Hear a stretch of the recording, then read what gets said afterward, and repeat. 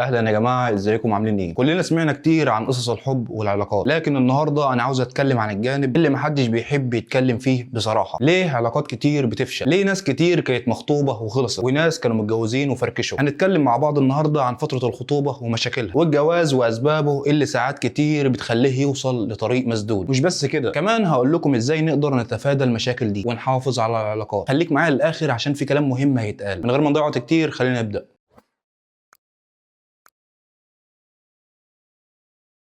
بص يا سيدي، العلاقات دي زي البحر، مليانه اسرار وعمق كبير، وساعات الواحد بينزل فيها وهو حاسس ان هو رايح رحله حلوه، لكن بيلاقي نفسه بيتوه ومش قادر يرجع. علشان كده كلنا بنسال نفس السؤال: ليه بعض العلاقات بتفشل وبعضها بينجح؟ هل العيب في الناس ولا في الظروف؟ وازاي نقدر نحافظ على علاقتنا من غير ما نوصل لحاله الطريق المسدود؟ خلينا نبدا الاول بفتره الخطوبه ونعرف الاسباب والحلول، وبعد كده ندخل على الجواز. الخطوبه بقى هي المرحله اللي الناس شايفاها حلوه زي الكنافه بالمانجا، كل حاجه فيها ورديه وشاعريه وكاننا بنحلم، بس الحقيقه ان الخطوبه هي مش بس احلام ومشاعر، هي مرحله العين بتشوف والقلب بيحكم، وكل واحد بيدور على اللي قدامه ويكتشف حاجات جديده، وساعات بيكون ايجابي وساعات بيكون مفاجئ. الخطوبه دي هي مرحله كلنا بنبص عليها كانها فتره الاحلام، الحب والرومانسيه والكلام الجميل، لكن من اول يوم خطوبه لازم نفهم ان ده مش فيلم، ده واقع. لازم نعرف ان الخطوبه مش بس ورد وقلوب، ده اختبار حقيقي عشان نعرف اذا كنا هنكمل ولا لا. طيب ايه بقى الاسباب اللي بتخلي الخطوبه تفشل؟ اول حاجه التوقعات العاليه. بنبدا الخطوبه واحنا متخيلين ان اللي قدامنا ده هيبقى شخص مثالي وهنعيش حياه زي الافلام، وزي ما بيقولوا اللي يشوف القمر من بعيد ما يبانش ليه العيوب، فبالتالي بنحط توقعات اكبر من الحقيقه، ولما الحقيقه تبان بنصطدم. الحاجه الثانيه قله التواصل. تلاقي الاتنين سايبين كلام جواهم من غير ما يتكلموا، وساعات بيحسوا بحاجات بس مش بيقولوا، زي التراب اللي بيتجمع من غير ما نحس. المشاكل بتكبر وبتبقى صعب تتحل. كمان التدخلات من الاهل، في ناس اهلها بيدخلوا في تفاصيل الخطوبه وده بيعمل مشاكل كتير جدا. تلاقي الام عايزه حاجه والاب عايز حاجه تانية، وطرف ثالث من العيله عاوز يفرض رايه، وكانها مسرحيه الناس كلها بتشارك فيها. هنا تبدا الخلافات، وده بيحصل كتير في اغلب البيوت. دي بتبقى مشكله لما كل واحد يسمع كلام اهله اكتر من كلام خطيبه او خطيبته ويبدا الصراع. واكيد موضوع الغيره وانعدام الثقه. الغيره ساعات بتوصل لمرحله المرض، تلاقي الطرفين بيدوروا ورا بعض بشكل مبالغ فيه، وزي ما بيقولوا اللي يقلب في الزباله يلاقي ريحه وحشه. الثقه حاجه اساسيه، واي غيره زياده عن اللزوم بتعمل مشاكل. طيب نحل الموضوع ازاي عشان تكون الخطوبه ناجحه؟ اول حاجه لازم كل واحد يكون صريح من الاول، زي ما بيقولوا كده الصراحه راحه. خلي شريك حياتك يعرف اللي بتحبه واللي بتكرهه. كمان لازم نتقبل الاختلافات، مفيش حد كامل، كلنا فينا عيوب، لازم نقدر نشوف العيوب دي ونتقبلها. ومن اهم الحاجات تحديد حدود الاهل، دي علاقه ما بين اتنين مش بين عيلتين، فخلي الحدود واضحه من الاول، وطبعا لازم يكون في ثقه ونبعد عن الشكوك اللي ملهاش لازمه. اما بعد ما الخطوبه تعدي ندخل بقى في الجواز. الجواز ده زي ما بيقولوا هو الشغل الحقيقي. ناس كتير فاكره ان الجواز ده هو حياه رومانسيه على طول، بس الحقيقه ان الجواز ده مش كده، دي حياه يوميه مليانه مسؤوليات وتحديات. لو مفيش تفاهم العلاقه هتكون ضعيفه وتتهد. طب ايه الاسباب اللي بتخلي الجواز يفشل؟ اول سبب الروتين والملل. لما الحياه تبقى ممله وكل يوم زي اللي قبله، الواحد بيحس ان بعيد عن شريكه، وزي ما بيقولوا كده اللي بعيد عن العين بعيد عن القلب. كمان الضغوط الماديه، المصاريف والحياه بتبقى صعبه، وده بيعمل ضغوطات على الطرفين وتبدا المشاكل. في كمان مشكله عدم التجديد. لو مفيش محاوله لتجديد الحب العلاقات بتموت. الحياه بتبقى زي شجره لازم نزرعها ونسقيها عشان تكبر وتثمر. واكيد موضوع الثقه والغيره، زي ما قلنا الثقه زي الازاز، لو اتكسر صعب يتصلح، فلازم نحافظ على الثقه ونبعد عن الشكوك. عايزين نحل الموضوع ده ازاي؟ اول حاجه لازم نلاقي طريقه للتجديد، سواء بخروجات او سفر او حتى نقعد مع بعض ونفكر في حاجات جديده. تاني حاجه التواصل، زي ما اتفقنا مهم جدا، واي مشكله نحاول نحلها بهدوء. كمان مهم اننا نقسم المسؤوليات، زي ما بيقولوا المركب اللي لها رئيسين بتغرق، فلازم نكون فاهمين دور كل واحد. واهم حاجه لازم نحافظ على الثقه ما بيننا. وفي النهايه يا جماعه عايز اقول لكم حاجه مهمه، العلاقات هي استثمار، يعني زي ما بنحط فلوسنا في حاجه ونستنى تشيلنا، لازم نحط مجهودنا وقوتنا في علاقتنا. العلاقات مش مجرد كلمه، دي مسؤوليه وتعب، ولو ما تعبناش وحافظنا على بعض العلاقات هتضيع. كل واحد لازم يحترم شريكه ويهتم بيه ويصبر عليه. زي ما بيقولوا الحب مش كلمه، الحب موقف، ولو احترمنا بعض هنبني علاقه قويه، ولو ما عرفناش نعمل كده هيبقى الفشل هو النهايه. خدوا النصيحه دي من القلب، حافظوا على علاقاتكم وما تسمحوش المشاكل الصغيره تدمركم. وبكده اتمنى تكونوا استفدتوا من الكلام اللي قلناه، ولو عجبتكم الحلقه ما تنسوش تعملوا لايك واشتراك في القناه. شكرا ليكم ونشوفكم في حلقه جديده ان شاء الله.